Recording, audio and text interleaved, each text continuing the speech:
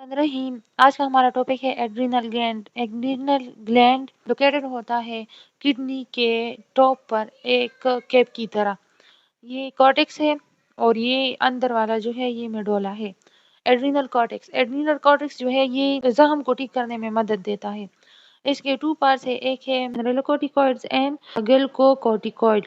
ये दोनों कंबाइन इसको बोलते हैं कॉर्टिकोस्टेरॉइड और ये क्या है, ये स्टेरॉइड है। ठीक है, ग्लूकोकॉर्टिकॉइड है वो क्या करता है, प्रोटीन एंड फैट की ब्रेकडाउन करता है जिससे ग्लूकोज बनता है जिसको ग्लूकोनेजेनेसिस कहा जाता है। इंक्रीज करता है ब्लड में ग्लूकोज को जिससे डायबिटीज जो है वो हो जाता है। पार्शियल सप्रेशन ऑफ इम्यूनिटी ये काज करता है। इसके अलावा जो मिनरलोकॉर्टिकॉइड है वो क्या करता है, रिटेंशन ऑफ Na+, यानी हमारी बॉडी में जो Na की मकदार है और वाटर की मकदार है किडनी में उसको बैलेंस करता है। यानी अगर Na की मकदार ज़्यादा है किडनी में तो वो क्या करता है, वाटर को रिअब्जॉर्ब करता है और इस तरह इंक्रीज करता है ब्लड वॉल्यूम को और बीपी को भी इंक्रीज करता है। इसके बाद है एड्रीनल मेडोला। एड्रीनल मेडोला जो है ये हार्मोन बनाने में अहम किरदार अदा करता है। इसमें एपिनेफ्रॉन होता है और नॉर एपिनेफ्रॉन मौजूद होते हैं।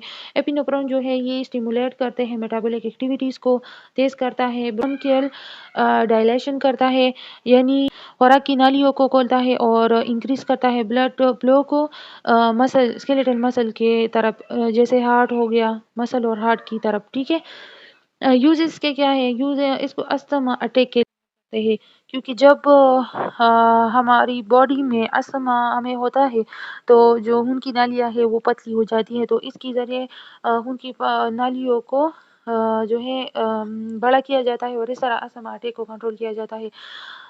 इसके बाद है नॉरएपिनेफ्रॉन जो है इसको वासोकंस्ट्रक्शन भी कहा जाता है क्योंकि इसमें जो खून की नालियाँ है वो तंग हो जाती है और इंक्रीज हो जाता है ब्लड प्रेशर। ठीक है, इस जब हाइपर एड्रिनल स्टडी हम करते हैं तो फिर वीकनेस हो जाती है मसल में, जो आर्म है और लेग है वो पतले हो जाते हैं और पीरियड्स है उसमें इम्बैलेंस आ जाती है जिसकी वजह से जो चेहरे पर हेयर्स वगैरह आ जाते हैं फीमेल के। ठीक है, और इससे फ्लशिंग डिजीज़ भी होता है।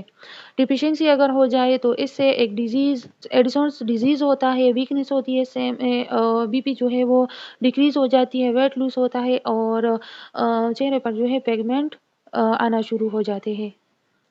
अच्छा, इसके बाद है गोनेड्स जो है ये गीमीट्स को प्रोड्यूस करता है, जैसे फीमेल में ओवरीज है।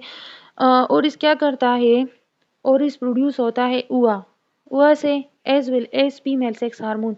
तो ये देखें, ये यूट्रस है, यहाँ पर जो है ये मौजूद है ओवरीज। ओवरी में फिर यहाँ पर फॉलिकल मौजूद होता है और फॉलिकल के अंदर यानी फॉलिकल जो है ये बुलबुल ऐसा होता है। ठीक है, और इसके अंदर उआ मौजूद होता है और उआ के अंदर एग मौजूद होता है। तो ये क्या करता है, एस्ट्रोजन जो है ये एग की फॉर्मेशन में हेल्प करता है, जैसे maturation of the reproductive organ और appearance of secondary sex character, जैसे वॉइस का पतला होना, ब्रेस्ट का आना, पुबर्टी, यानी बलूगत की सारी जो चीज़ें हैं वो फीमेल्स में आना शुरू हो जाती है। ठीक है, इसके बाद होता है प्रोजेस्ट्रॉन में जो एक है, जब वो स्पर्म के साथ फर्टिलाइज हो जाता है तो यहाँ पर आ जाता है, जाइगोट बनाता है और जाइगोट से फिर यूट्रस में आकर यहाँ पर इसके मसल्स होते हैं, हार्मोन्स होते हैं जहाँ पर इसको प्रोटेक्ट किया जाता है। तो प्रमोट ब्रेस्ट डेवलपमेंट, इसमें ब्रेस्ट डेवलपमेंट होती है। इसके अलावा साइक्लिक चेंजेस जो आती है परी जिसे कहते हैं वो भी इसमें होता है। Progesterone promote further thickening and vascularization. अच्छा, वास्कुलराइजेशन ऑफ यूट्रस, बहुत सी यूट्रस में जब बच्चे की ग्रोथ हो रही होती है तो इसमें बहुत सारी खून की रगें अंदर इंटर हो जाती है।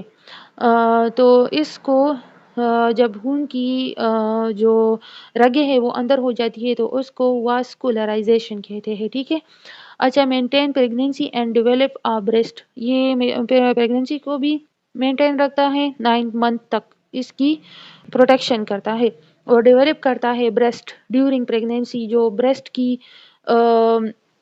پروڈکشن ہے وہ بھی اس کے ذریعے سے ہوتی ہے. اس کے بعد ہے ٹیسٹیز. ٹیسٹیز جو ہے یہ میلز میں ہوتے ہیں.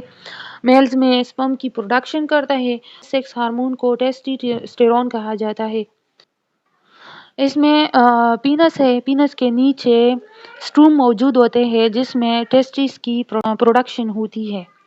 اور یہ کیا کرتا ہے، یہ بھی میل میں ریپروڈکٹیو آرگن جو ہے اس کی میچوریشن کرتا ہے. اس کے علاوہ سیکنڈری سیکس اسٹرکچر جیسے فیمیلز میں بریسٹ کا آنا، ہپ کا آنا، اس طرح جو میل ہے اس میں داڑھی کا آنا، آواز کا باری ہونا اور انٹرنل جو چیزیں ہیں ان سب کی ریکوری جو ہے وہ سیکنڈری سیکس کیریکٹر میں آتے ہیں. It is also necessary for normal sperm production, اور سپرم کی پروڈکشن میں بھی یہ کام کرتا ہے. سو اسی کے ساتھ ہمارا ٹاپک ختم ہوتا ہے. اللہ حافظ.